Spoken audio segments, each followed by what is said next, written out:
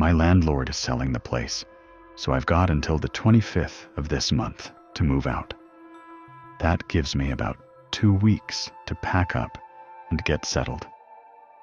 I've already found a new apartment, and honestly, it's probably the best view I've ever had. It's on the 6th floor of a building, not the top floor. From the living room, you look out and see a river, and beyond that, a lush green hillside. It's pretty serene. The place gets great light, and it's spacious, around 165 square meters, after accounting for shared spaces. Most of the time, it'll just be me living there. The landlord mentioned that he owns the entire floor, which is split into 2 units. The other unit was rented out just a few days ago. He said it's hard to find anything bigger than this around here for the price. On moving day, I borrowed a couple of trucks and got some help from friends and my girlfriend. It took the whole day to haul everything up to the 6th floor. By 10 p.m., I was beat, but managed to set up the TV. I figured I'd watch something while unpacking small stuff. My girlfriend was in the kitchen, whipping up a late-night snack. While we were sorting things out, I suddenly heard kids laughing and running around next door. My girlfriend looked up and asked, "Is there a family with kids living next door?" "Probably," I said. "Their last name is Chen." I saw a couple in their 30s heading to the elevator when I was moving in. I nodded at them to say hi. "Oh, okay," she replied. My girlfriend is a tour guide for international trips, so she's out of Taiwan for about half the month. It's nice, actually. Keeps things fresh. Absence makes the heart grow fonder, right? A few days later, I came home from work, grabbed some dinner, and was chilling at my computer checking stocks after a shower. I could hear a TV next door, along with the Chen couple laughing and chatting. Then, there it was again, the sound of kids giggling and running around. I thought to myself, man, I'm probably the only one in this building living alone right now. Later that night, as I was trying to sleep, the kid next door was still at it. I checked my watch. Past midnight. Who lets their kids stay up this late? For the next few nights, it was the same deal. That kid seemed to get more energetic the later it got, and it was making it impossible for me to sleep.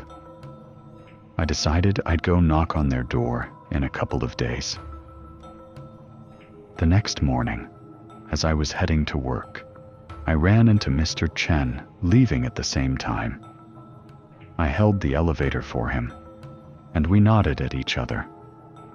He looked a bit off, and before I could say anything, he spoke first. "Mr. Lin, you stay up late last night? You don't look so great," he said, his tone almost mocking. That got under my skin. I shot him a look and snapped, "Yeah, of course." When the elevator doors opened, I waved him off and stormed out. Not a great start to neighborly relations. A few minutes later, I was already regretting not handling it more smoothly. That evening, I worked late and grabbed dinner with some colleagues. I invited 2 of them over for drinks. We'd barely cracked open a few cans when the kid next door started up again, running and making a racket. "Listen to that," I said. "That kid's gotta have some kind of mania. It's this late, and he's still hyped up." My colleague, let's call him Colleague A, walked over to the wall. "Man, your soundproofing sucks. Ever hear anything juicy from next door?" I laughed. "Why don't you find out yourself?" Colleague A pressed his ear to the wall. "Turn down the TV. I want to hear what's going on next door." I grabbed the remote and lowered the volume. Sure enough, the kid was still running around. Thump, thump, thump. Colleague A said, "This kid's laughing and running like crazy. What's he so excited about?" Thump, thump, thump, thump. Colleague A chuckled. "He's running a freaking marathon over there." Suddenly, Colleague A's smile vanished. His eyes went wide, staring straight ahead as he slowly pulled his head away from the wall. "What? What's wrong? What did you hear?" I asked, leaning in. Colleague A didn't say anything at first. His face was getting paler by the second. "Dude, what's going on? What did you hear?" I pressed. I heard him running," Colleague A stammered. "Yeah, I heard it too. Just running, right? What else?" He was running toward me," Colleague A said. "What do you mean, toward you?" Colleague A pointed at the floor. "I heard him running like this, from over there." His hand slowly moved to the wall, and then he ran up the wall. I froze. "What are you talking about?" Colleague A's voice was shaky, almost frantic. "He ran right past me. I heard his footsteps on the wall, right by my ear." "What?" "I'm telling you," Colleague A shouted. "He was running across the floor, then up the wall. His footsteps were right next to my ear." "You mean, like he was kicking the wall or something?"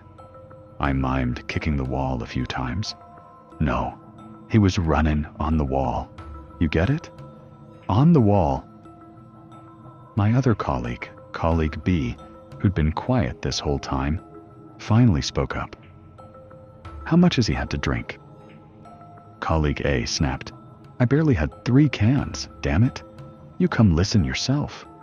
He pointed at Colleague B. Colleague B shrugged, glanced at me, and said, "All right, fine." He walked over and pressed his ear to the wall, looking at me.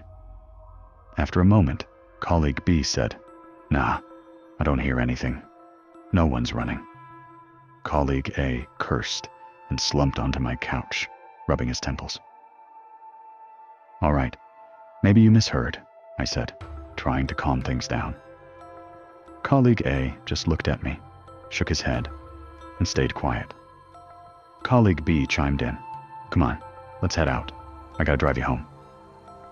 They packed up, and I walked them to the elevator. "Drive safe," I said. Just as the doors were closing, Colleague A suddenly stuck his hand out, holding them open. He looked at me and said, "Lynn, I'm not making this up." I met his gaze, let out a sigh, and nodded slowly. After the elevator went down, I turned back toward my apartment, glancing at the neighbor's door. Whatever, I thought. It's late. I'll deal with it tomorrow. The next morning was a holiday, so I slept in until around 11. I toasted some bread for breakfast, and as I walked through the hallway to the living room, my eyes drifted to the spot on the wall where Colleague A had been listening. I decided it was time to have a talk about the noisy kid. After breakfast, I went next door and rang the bell. Mr. Chen answered. "Morning, Mr. Chen," I said. "I need to talk to you about something. Is your wife around?" "Oh, she's out shopping," he replied. "She's my girlfriend, actually. We're not married yet. What about your wife? I don't see her around much." I chuckled. "She's not my wife, either. Just my girlfriend. She's a tour guide, so she's out of the country a lot." "Tour guide? Nice," he said. "Must be tough, though, taking care of the kid on your own. Is your kid still sleeping?" My smile froze. "What?" "Your kid," he said. "He's got a lot of energy, staying up so late. How old is he? Kindergarten yet?" I shook my head slowly. I don't have a kid. A chill ran through me as a terrible thought hit. I looked at him and asked, You don't have a kid either, do you? He shook his head, and our faces turned grim. We were both thinking the same thing. We'd been hearing a kid running around every night, but neither of us had a child. And then there was colleague A's weird experience from the night before. I spoke first. Could it be coming from upstairs? Maybe the building structure is carrying the sound to our wall? No way, Chen said. My girlfriend and I have listened at the wall. The sound's definitely coming from your place. All right, I said. Let's figure this out. We need to check if it's really not coming from upstairs or downstairs. And we should see if this wall is solid concrete or if it's got steel beams. Those can carry sound. We agreed to go back to our apartments and measure the wall from our living rooms. As I walked back, my thoughts were spiraling. I'd only been here a few days, and this was already getting weird. I put my hand on the living room wall and leaned out the window to check. Across the way, Chen did the same. When our eyes met, my head buzzed, and a wave of numbness washed over me. Our faces turned ashen. There was a window between us. There was another apartment between our units. Is that your apartment? I asked. Chen shook his head hard. We stared at each other for what felt like forever. Then Chen slowly reached out toward the mystery window. Don't, I shouted. He flinched, looked at me, and pulled his hand back. Let's figure this out first, I said. We both retreated to our living rooms. Less than a minute later, my doorbell rang. It was Chen. As I opened the door, he glanced past me, and his face fell. It's real, he muttered. There's really another apartment there. He explained that his living room was recessed, with a hallway that jutted out. Mine was the same. There was definitely a space between our units. Call the landlord, I said. I dialed the landlord's number. Hi, this is Lin, your tenant. I need to speak to Mr. Wang. What? He's out of the country. When's he back? Next month? Look, do you know anything about this building? I've got an important question. You don't know? Okay, thanks. Chen and I exchanged a look, silent. Should we check it out? I asked. You mean, look inside? Chen replied. Yeah. I nodded. I don't know if the window's locked, he said, and just sticking our heads in feels. Not from here, I said, pointing out the window toward the forest across the river. From over there. He raised an eyebrow. How? It's too far to see anything. I've got a friend who's into stargazing, I said. He's got a telescope that should work. Chen took a deep breath and nodded. I called my friend, Zhang, and asked him to meet us by the bridge at the base of the hill across from the building. I didn't explain why, just said we needed to borrow his telescope. An hour later, Zhang pulled up. What do you need to look at? He asked as he got out of the car. This isn't some basic binoculars, you know. You amateurs would probably break it trying to focus. Fine, I said. Just point it where I tell you. Let's head up the hill. As we climbed, Zhang kept asking what we were looking for.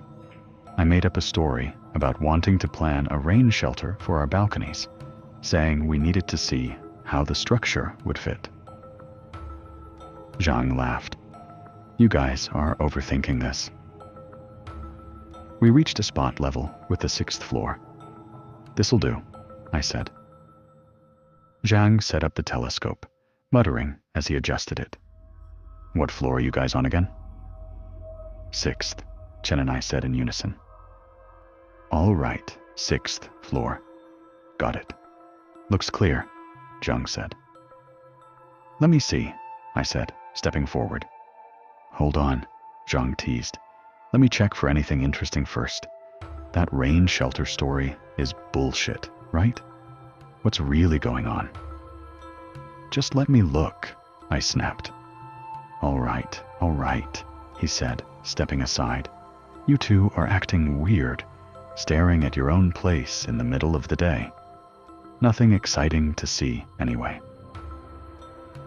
As I leaned toward the telescope, Zhang added casually, "Oh, by the way, Chen, your kid knows we're out here. He's waving at us." Later, we learned the truth. This floor originally had 3 apartments. The middle one was rented to a woman who worked in a hostess bar. She had a young son who was often left alone while she was out. One morning, she came home to find the apartment filled with the smell of gas. A leak had filled the place while her son was asleep in his room. He didn't make it. After that, the middle apartment became impossible to rent out. Tenants kept leaving, claiming a little boy would appear in the small room, asking to play games.